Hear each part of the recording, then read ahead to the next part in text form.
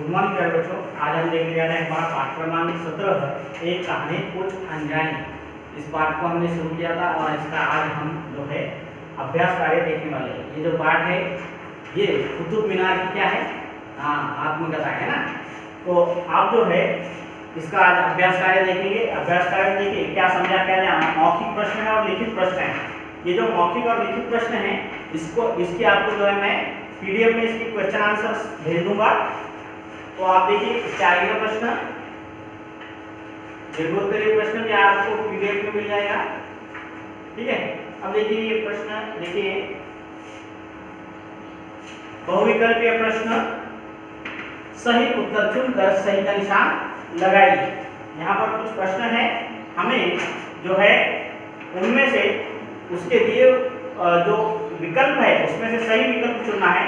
देखिए किसकी मृत्यु के बाद कुतुबुद्दीन ऐबक ने स्वयं को सम्राट घोषित कर दास वंश की शुरुआत की।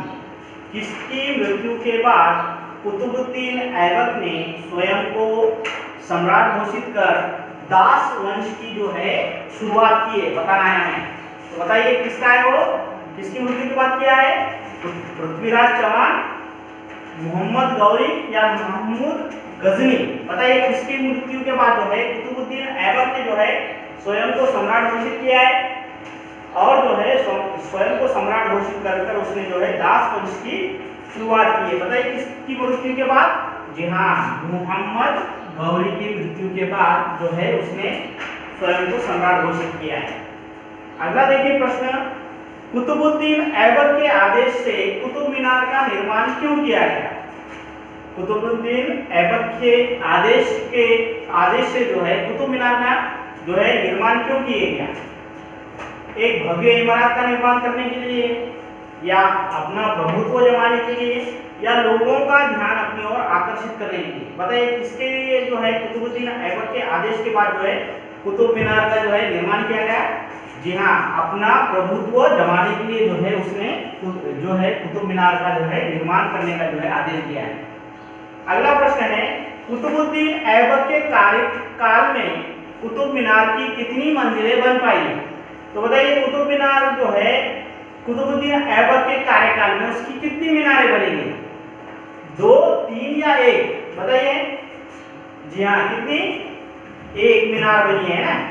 कुतुबुद्दीन ऐबक के कार्यकाल में जो है कुतुब मीनार की सिर्फ 1 मंजिल का जो है काम पूरा हुआ है, ठीक है। अब देखिए अगला प्रश्न,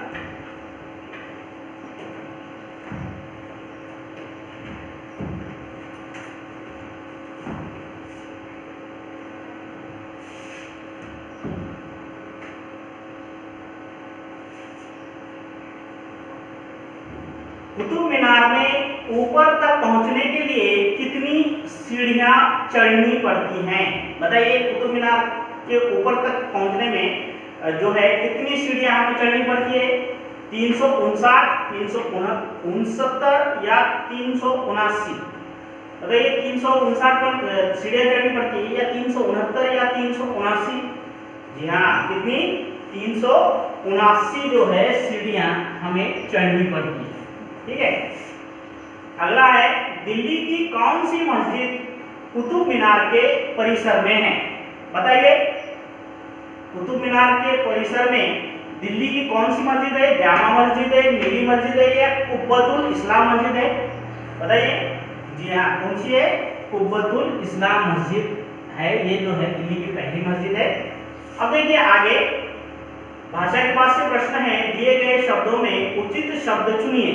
यहाँ पर कुछ शब्द दिए गए हैं, इनमें से जो है हमें उचित शब्द को चुनकर जो है ये जो शब्द है ये पूरे करने हैं, ठीक है। तो मुझे ये बताइए कि 7 दिनों का समूह इसे क्या कहते हैं? जी हाँ, क्या कहते हैं? सप्ताह। तो लिखिए सप्ताह। अगला है 15 दिनों का समूह, इसे क्या कहते हैं? बताइए 15 दिनों का समूह इसे हम क्या कहते हैं? जी हाँ, क्या कहते हैं? पक्ष। क्या कहते हैं? पक्ष। पक्ष।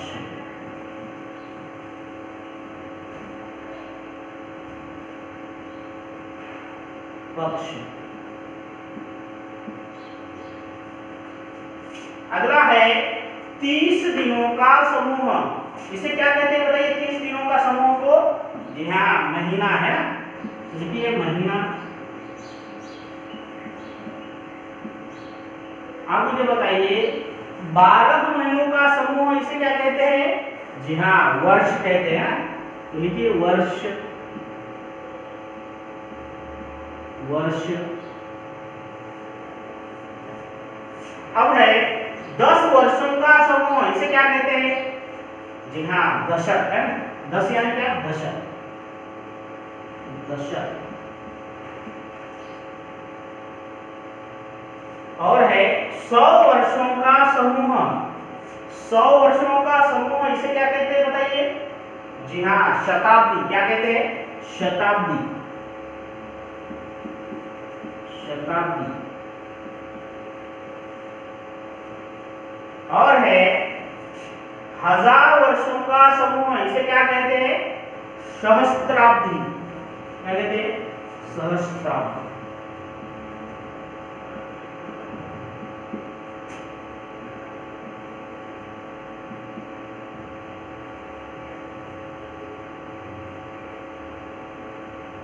ठीक है।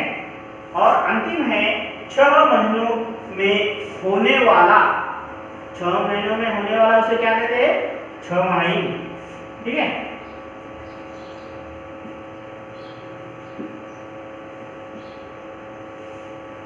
इस तरह से ये जो है सभी जो प्रश्न है हमने देखे हैं। इसके आगे का प्रश्न देखिए। अगला प्रश्न है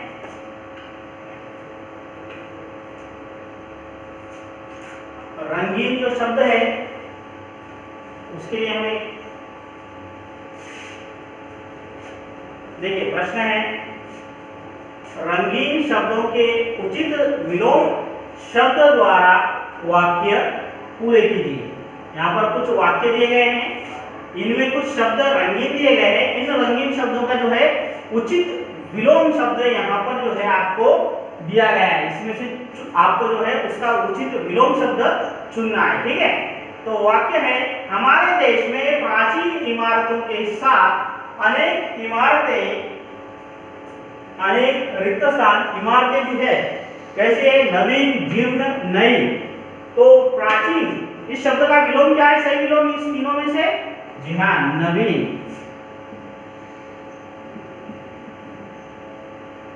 ठीक है।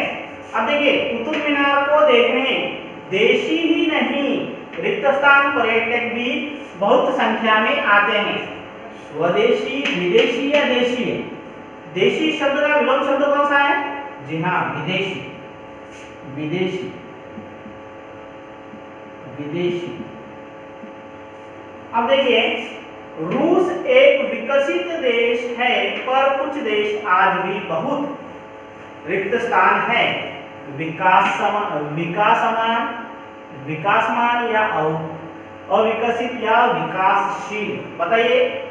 विकसित, विकसित शब्द का विलोम कौन सा है? विकासमान है, अविकसित है, या विकसनशील है, या विकासशील, जो भी है। कैसा कौन सा है बताइए? विकसित इस शब्द का विलोम है अविकसित। तो लिखिए अविकसित।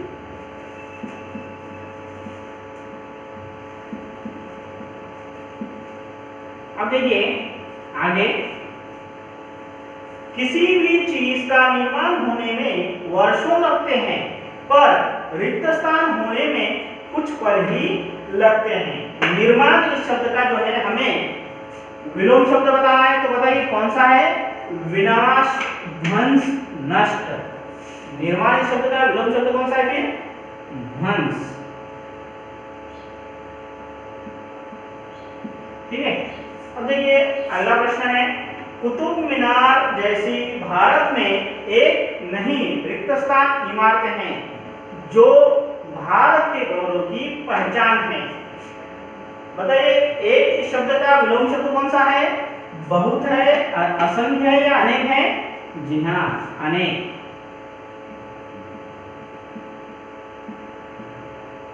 ठीक है। इस तरह से ये सभी प्रश्न हमने देखे। इसके आगे का जो भाग है वो हम हमारे अगले वीडियो में देखेंगे।